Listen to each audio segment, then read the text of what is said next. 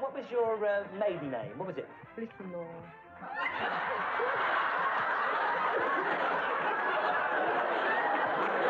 Well, we're always looking for a bit of that, aren't we?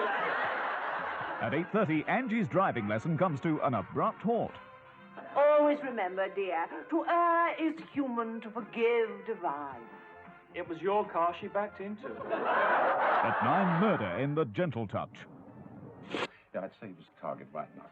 Pity he went wrong. Could have saved us a lot of trouble. Still don't appreciate people using shooters on my patch. On to Saturday, and at 6:10, would you take what this girl is offering? douche, on commence, on se fait frictionner, on commence par les pieds, les jambes, partout, les hanches, partout, les épaules. C'est très bon. Right, OK. Bob? I'll have that one. But nothing is what it seems, especially in Game for a Laugh, nor for that matter in Punchlines either, at 7:05. And you've got, you can take home a week's holiday. You're right, you're right. Anybody can do it. Anybody can do it, you're right. And later at 8:40...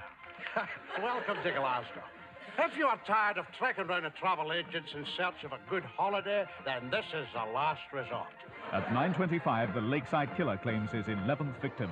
You know something? I'll bet the killer's out there laughing at us right this minute. He's playing games with us, Benny.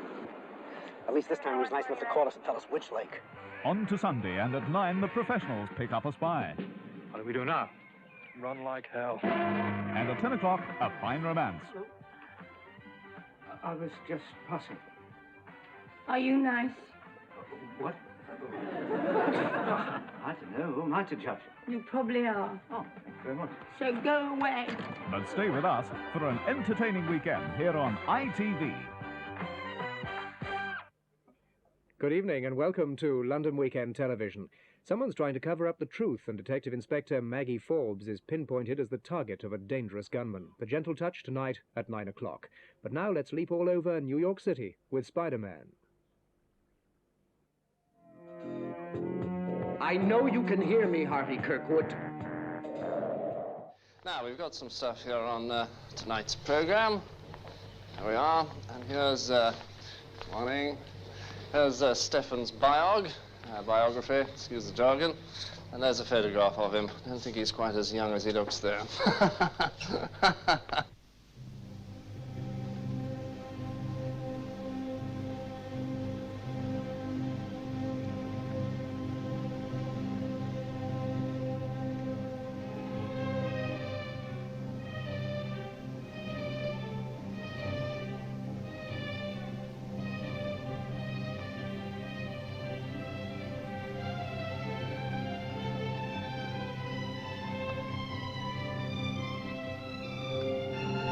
It was Christmas Eve in the Crescent. All the children were in the pyjamas. All the parents were snappy, tense and unhappy, except 2 who were in the Bahamas. A child lay asleep in his bedroom. He was horribly red-faced and porky. He'd caused family rifts by requesting as gifts a computer, 10 quid and a Yorkie. In the lounge sat his mother and father, in not the most pleasant of humours. Grandma was there, collapsed in a chair, having just overdosed on Satsumas.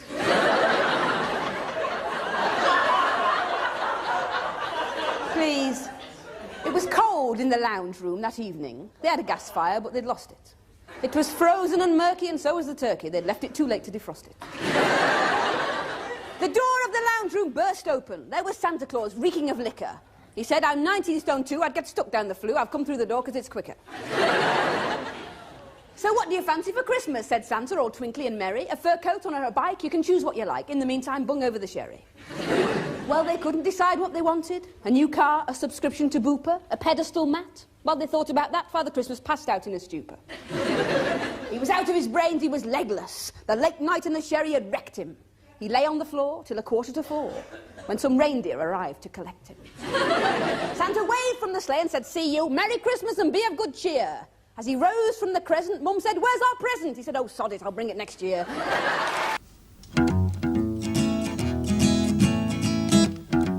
We got a handful of songs to sing you.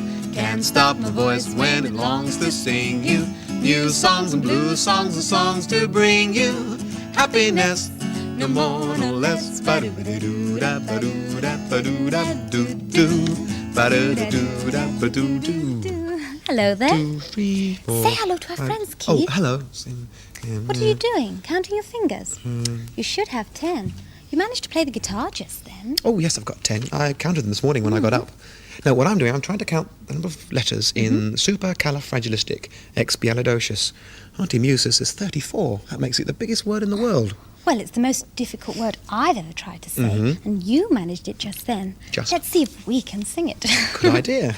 The coal seam at Cortonwood is buried almost half a mile deep. The economy of the area has depended on the quality of its coking coal. A century of mining has eaten into the seam in all directions. Modernization and mechanization doubled the speed at which coal was extracted. The furthest face is 3.5 miles away from the shaft. 1.4 million tons of coal are left. But it's at the extreme limits of the pit, and the best of it could be mined more cheaply from the pit next door. This is where you start to track one. That's right. Coming to 2. Round the back. And hold it steady there. Coming to 2 now. 2. 49. And start to zoom in. Coming to 3. Of course, I don't do this sort of thing as a profession. God, no. But you get to know everyone who matters. Foot in the door, sort of. Hold it there, one. No, I'll tell you. Satire. That's my field. Short satirical sketches. It's a famine. They're crying out for them. If you can deliver, well, that's it. You're in. You print your own money.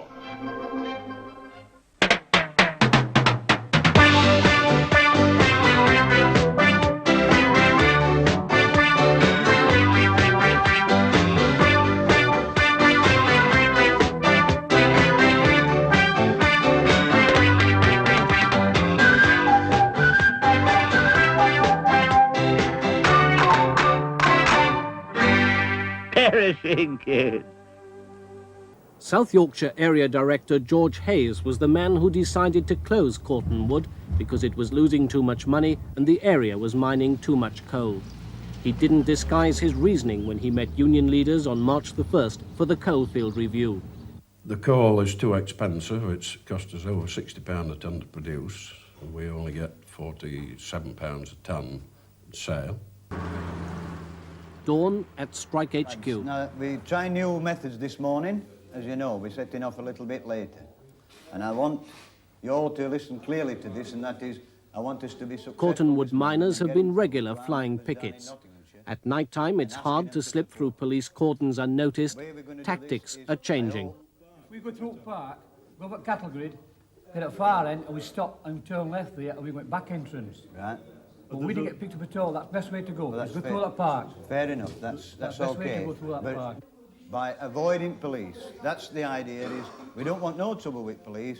So our method is try and avoid them, try and get to the pits, and ask us members to come out and support us. You know your routes, you know which way you're going to go. All I can say is best of luck, lads, and get through and get the message home.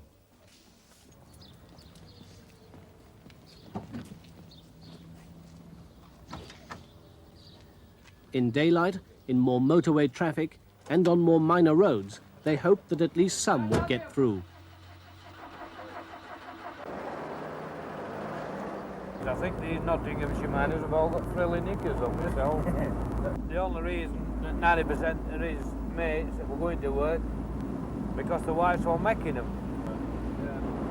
Oh, when we got there yesterday morning, one of Maggie's bootlickers there, one of her MPs, and he wanted us out of the area, but he didn't manage it. We're going to take the next left. That's what I do it for. Their destination? What I get back is incidental. Someone says, like, that new LP thing, right? We did 100,000 in a day. I mean, you sold 100,000 a day? Which is a lot of records, but I don't think of that. I can still see each person going in the shop. That's because for years I used to, like, steal records and nick things out of my mum's gas box and stuff to buy records, right? Yeah. So I can still relate to that. Yeah. Do you, yes, Russell. Do you ever waking up in the middle of the night? It's a question that you must have been asked 85 times before. Do you ever waken up in the middle of the night and think, in another 20 or 30 years I'm going to be 50 or 60? What shall I be doing then? You don't? Never think about it. I mean... Doesn't haunt you? What did someone say something with a very deep voice like Lord Tennyson? It doesn't haunt you, that in the middle? I don't think I'll live that long. You don't? No. Well, I hope you live long enough to come back some other time and carry on with part 2, whenever that may be. Mark Dillon, thank you very much. Right. Splendid, gentlemen. I think we're on a very good way. I would suggest that we have lunch now. They told me that the canteen is now less crowded. I see you 4:30 with Tchaikovsky.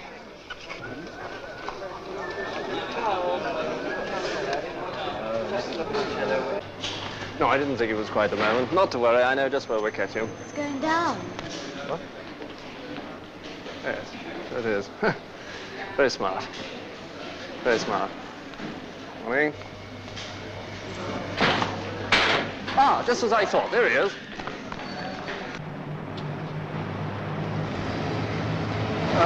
Mr. Can't understand it. Must be some sort of emergency. Not to panic. Not to panic. We'll catch him on the way back, as they say. Come and have a bite in the canteen. Incidentally, do call me Bevis. Very smart. Very smart. Of course, I'm afraid you've caught Stefan on a bad day. A lot of pressures. All makes him a bit edgier than usual. Not that I normally have any trouble with him at all. Perfectly straightforward. Have him literally eating out of my hand. Literally. Literally? Yes. Well, you're mentioning the big model. Let's come over here and have a look at this cruise magnificent thing. Has this one... Was this one in the first episode? It wasn't. It was on the titles, but unless you knew what it was, you probably missed it. It was coming straight towards camera and straight away from camera. Yeah. And it was on that sequence there. This is called the Liberator.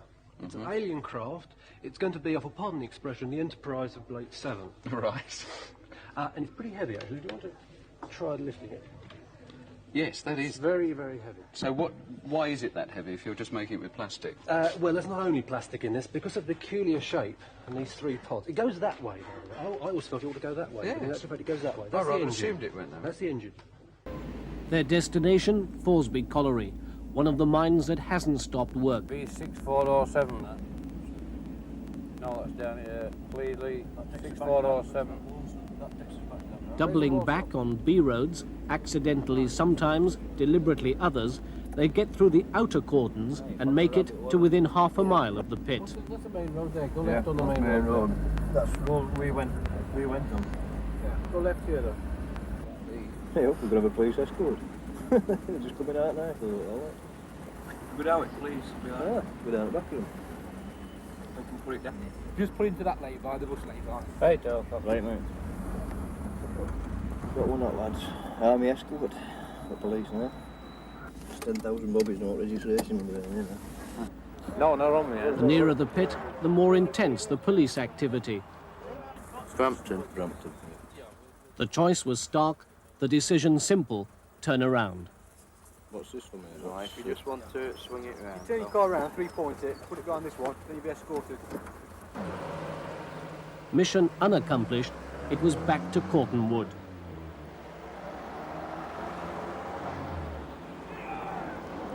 Five weeks ago, few there would have predicted that they would be the focus of the miners' fight. So who really decided to close Corton Wood? Well, without doubt, I made that decision. Courtesy of your Peugeot Talbot dealer.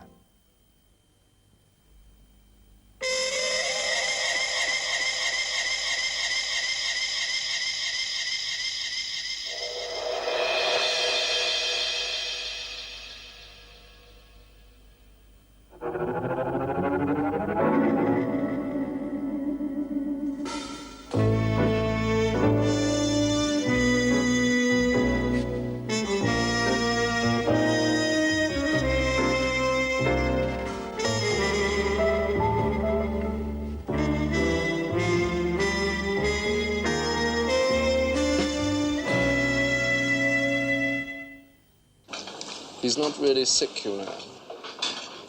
Really? I suppose I ought not to really tell you this, but he's just had a real old ding-dong with the management.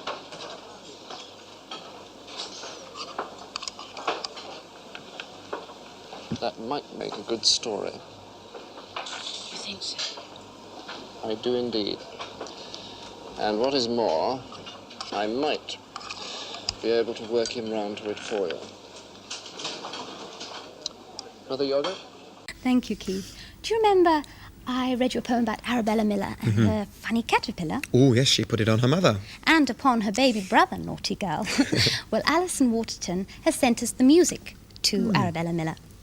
And so now it's a song and not a poem. Yes. Would you like to hear it? I certainly would. Good. A reproduction should be true to the original. So should the picture on your video recorder. Choose a JVC video home system and you'll get a picture as true and as reliable as JVC technology can make it. Whether you've recorded it from television or shot it yourself with the JVC color camera. Ask your dealer to let you compare the JVC VHS with other systems. You'll JVC the difference. I'm really a writer. What I need is someone with ideas. Now, you work for a paper, new ideas every day. Your head must be bursting with them. So, what you say? A few evenings a week. I do the writing. Shut up! You... Right, the tape's coming to an end now. Zoom out 1 and mix to 1. And 3. 31 on 1 and 3. I can't apologise enough. Hello there.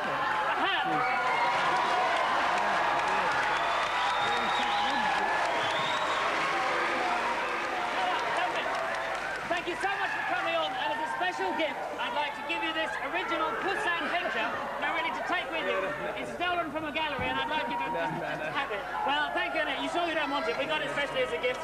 Well, thank you very much for coming. I'm sorry everybody didn't like your record. There you go. Thank you, and you sure you don't want the Poussin? There we are. Thank you. Goodbye.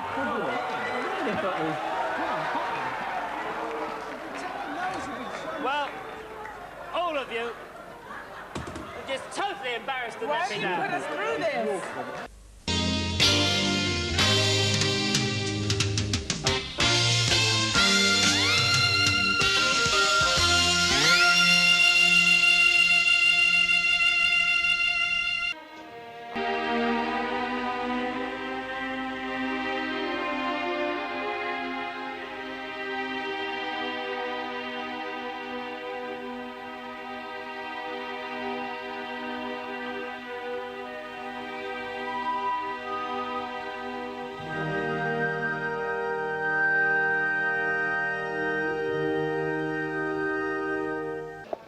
Okay, studio, all clear now. Thank you very much. Mr. Zolter? Mr. Zolter, could you just spare us a moment? There's a young lady from the stand. I'd terribly appreciate a quick I word. don't give any interviews without any appointment. Then could I make one? Yes, we know that, Mr. Zolter, but she's been here all day. Just 2 or 3 minutes, we would be most grateful. Only for 5 minutes. Thank you very much indeed, Mr. Zolter. Thank you. Very nice of you. We are. Nothing to it.